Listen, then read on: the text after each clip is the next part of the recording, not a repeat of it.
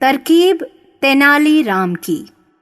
एक दिन एक चित्रकार विजयनगर के राजा कृष्णदेव राय के राजमहल जा पहुंचा। रात्रि का समय था और राजा अपने परिवार के साथ भोजन कर रहे थे। चित्रकार ने राजा का चित्र बनाने की आज्ञा मांगी। तब राजा ने उससे कहा, इस समय मैं अपने परिवार के साथ भोजन कर रहा हूं। तुम इस दृश्य का सुंदर सा चित्र बनाओ। चित्रकार ने अपनी तुलिका से चित्र बनाना आरंभ कर दिया। अभी चित्रकार ने खाने की स्वादिष्ट चीजों का ही चित्र बनाया था कि राजा उठ खड़े हुए और चित्रकार के पास आकर बोले, चित्रकार, देखें तो चित्र कैसा बना है।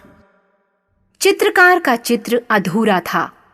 चित्र में खाने पीने की सामग्री के अलावा मात्र राजा के पांव ही बने हुए थे।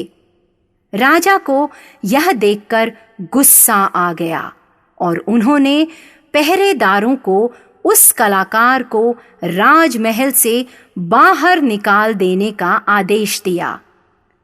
चित्रकार को अपना अपमान सहन नहीं हुआ। अगले दिन वह बाजार में खड़े होकर राजा के विषय में उल्टी सीधी बातें बोलने लगा।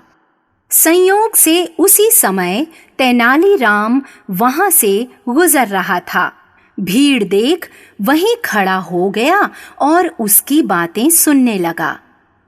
तेनालीराम ने चित्रकार की बातें सुनी और चित्रकार के पास जाकर धीरे से कहा, यदि तुम राजा से अपने अपमान का बदला लेना चाहते हो तो मेरे साथ चलो।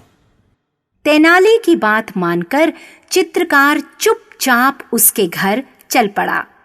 तेनाली ने उसे अपनी योजना बता दी।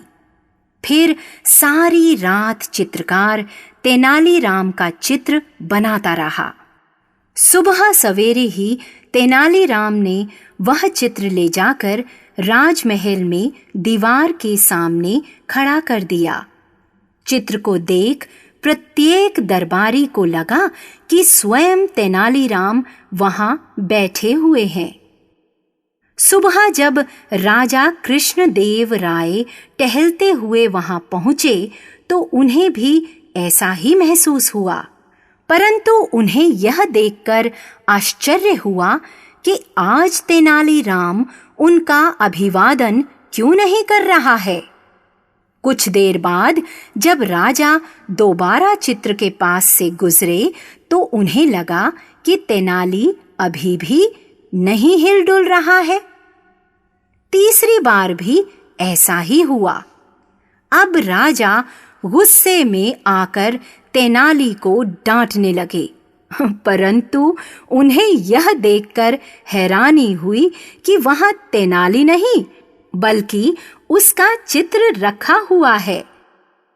तेनालीराम से पूछने पर राजा को पता चला कि यह अद्भुत व सुंदर चित्र उसी चित्रकार ने बनाया है जिसे उन्होंने कल राजमहल से अपमानित कर बाहर निकाल दिया था।